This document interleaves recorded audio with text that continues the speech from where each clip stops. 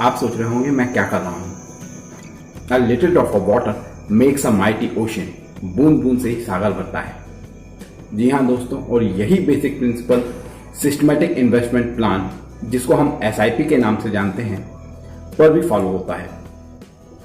आज के इस वीडियो में SIP क्या है, SIP कैसे काम करती है, SIP के बेनिफिट्स क्या हैं, इसको मैं एक्सप्लेन करने की कोशिश करूंगा। मैं रजनीश गुप्ता प्रोएक्टिव SIP में आपका स्वागत करता हूं। तो आइए समझते हैं SIP क्या होती है। जनरली इन्वेस्टर्स को एक कंफ्यूजन होता है कि SIP एक म्यूचुअल फंड है। एक्चुअली में SIP एक प्रोसेस है, एक मेथड है जिसके थ्रू आप म्यूचुअल फंड में इन्वेस्ट कर सकते हैं। SIP से आपके ऊपर कोई भी फाइनेंशियल बर्डन नहीं पड़ता है और आप अपने सभी फाइनेंशियल गोल्स को इजीली अचीव कर सकते हैं। SIP कैसे काम करती है, जब मैं आपको इसके बेनिफिट्स बताऊंगा तो उसी में आपको SIP कैसे वर्कआउट करती है ये एक्सप्लेन करूंगा। तो आइए समझते हैं SIP के बेनिफिट्स।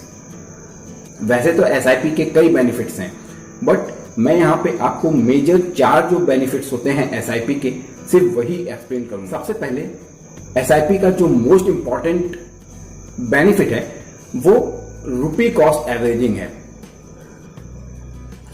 यकीन मानिए, यदि आपने रुपी कॉस्ट एवरेजिंग को समझ लिया तो आपको SIP क्या है, इसकी पूरी वर्किंग प्रोसेस क्या है, ये बिल्कुल क्लियर हो जाएगा। सेकेंड जो इसका बेनिफिट है वो है कंपाउंडेड रिटर्न। थर्ड बेनिफिट है investment in a discipline way. और फोर्थ बेनिफिट है you needn't time the market. आपको मार्केट को टाइम करने की जरूरत नहीं है। So let's continue. पहला एडवांटेज है रुपी कॉस्ट एवरेजिंग। आपने प्रिंट मीडिया में, टेलीविजन में, अपने फ्रेंड से, अपने कलीग से बहुत बार सुना होगा कि SIP में सबसे बड़ा एडवांटेज है रुपी कॉस्ट एवरेजिंग। सो ये रुपी कॉस्ट एवरेजिंग क्या होती है? रुपी कॉस्ट एवरेजिंग को समझने के लिए हम एक एग्जांपल को 2 अलग अलग एस्पेक्ट में समझते हैं। पहले एस्पेक्ट में इसकी जो क्वांटिटी है उसको फिक्स करते हैं और सेकेंड एस्पेक्ट में जो परचेसिंग अमाउंट है उसको फिक्स करके देखते हैं एस्पेक्ट को। तो आइए समझते हैं। आप एक शॉप में जाते हैं, फर्स्ट मंथ आप 1 kg एप्पल खरीद के लेके आते हैं, से 80 rupees per kg। Second month आप जाते हैं 1 kg एप्पल परचेस करते हैं, बट दिस टाइम आपको 100 रुपीज पर kg में मिलता है। थर्ड मंथ आप जाते हैं, सेम 1 kg एप्पल के लिए आप 120 रुपीज पे करते हैं, बट फोर्थ मंथ जब आप जाते हैं तो 1 kg कॉस्टिंग जो है वो 70 रुपीज की होती है। इस तरह से देखें तो टोटल 370 रुपीज आप स्पेंड करते हैं 4 kg एप्पल्स के लिए।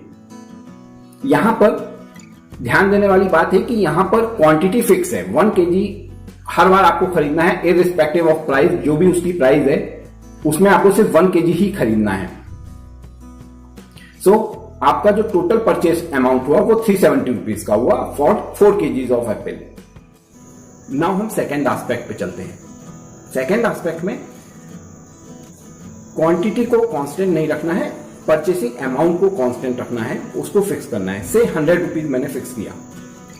नाउ आप फर्स्ट मंथ शॉप में गए, 80 रुपीज पर kg के हिसाब से आपको 1 kg 200 ग्राम मिला। सेकेंड मंथ आप गए, सो आपको 100 रुपीज कॉस्टिंग के हिसाब से 1 kg एप्पल मिले। थर्ड मंथ आप जब मार्केट में गए तो आपको 120 रुपीज प्राइस के हिसाब से 960 ग्राम्स मिले। और जब आप फोर्थ मंथ में गए तो प्राइस स्लैश हुआ 70 रुपीज a kg, जिसकी वजह से आपको 1 kg 440 ग्राम्स मिले। इन सब यूनिट्स को ऐड करिए।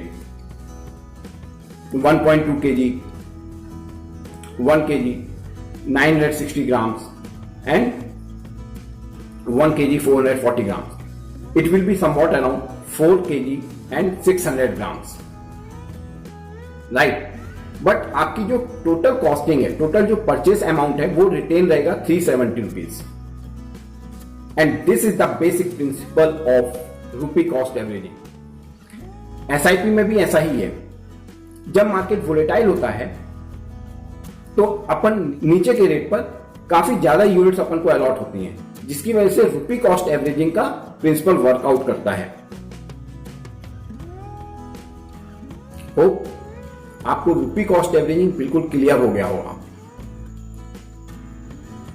Still you have any doubt, मैं आपसे रिक्वेस्ट करूंगा कि प्लीज इस वीडियो को रिवाइंड करिए, सेकेंड टाइम देखिए, थर्ड टाइम देखिए, सो दैट आपको रुपी कॉस्ट एवरेजिंग का ये कॉन्सेप्ट बिल्कुल क्लियर हो जाए। Now second benefit of SIP, that is compound return. वैसे तो कंपाउंड रिटर्न के बारे में हम सभी जानते हैं, ब्याज। सपोज करिए 1 जनवरी 2017 में आपने 1 लाख रुपीज इन्वेस्ट किया। After a period of 1 year आपको 10% का रिटर्न मिला और 31 दिसंबर 2017 को आपका जो मैच्योरिटी अमाउंट था वो 1,10,000 रुपीज हो गया। बट अभी आपने इसको विड्रॉ नहीं किया और आपने इसी इन्वेस्टमेंट को 1 मोर ईयर कंटिन्यू किया, सो दैट सेकेंड ईयर भी आपको अगर 10% का रिटर्न मिला, सो आपका जो वैल्यूएशन था वो 1,21,000 हुआ। 1,10,000 प्रिंसिपल अमाउंट हो गया प्लस 11,000 उसका रिटर्न हो गया। So total investment, total return जो हुआ वो 1,21,000 का हुआ। And this is compounding. और कंपाउंडिंग में सबसे फैक्टर होता है टाइम। जैसे जैसे आप अपना टाइम को बढ़ाते जाएंगे वैसे वैसे आपका इन्वेस्टमेंट रिटर्न जो है वो एक्सपोनेंशियली ग्रो होता रहेगा। Third benefit of SIP, discipline. Discipline किसी को भी कुछ एक्सप्लेन करने की जरूरत नहीं है। लाइफ के हर एस्पेक्ट में डिसिप्लिन का अपना इंपॉर्टेंट रोल होता है और इन्वेस्टिंग में भी डिसिप्लिन का अपना रोल है। अगर आप एक डिसिप्लिन वे में इन्वेस्ट करेंगे तो आपको रिटर्न्स अच्छे आएंगे। यहां पर डिसिप्लिन से मतलब है रेगुलर बेसिस पे। And the fourth but not the least, you need not time the market. जब आप एक डिसिप्लिन वे में इन्वेस्ट करते हैं, जब आप एक रेगुलर वे में इन्वेस्ट करते हैं, तो मार्केट के अप्स एंड डाउन्स की सारी हाइज एंड लोज आपको मिलते हैं, जिसकी वजह से मार्केट के जो भी वोलेटिलिटी है उसको आप पूरी तरह से एब्जॉर्ब कर पाते हैं। Surely the concept of SIP get clear to you. If still there is a problem, if still you want to know something, please write to us, mention in comment box and we will reply you as soon as possible. Friends, आपने मेरा channel यदि अभी तक subscribe नहीं किया है तो please subscribe कीजिए, शेयर कीजिए अपने रिलेटिव्स के साथ, अपने फ्रेंड्स के साथ, अपने कलीग्स के साथ, सो दैट हम ऐसे अच्छे वीडियो आप तक ला सकें और मोटिवेट हो सकें। Yes, mutual fund investment are subject to market risk. Read all scheme related documents carefully. Thank you and see you in the next video. Till then, bye bye.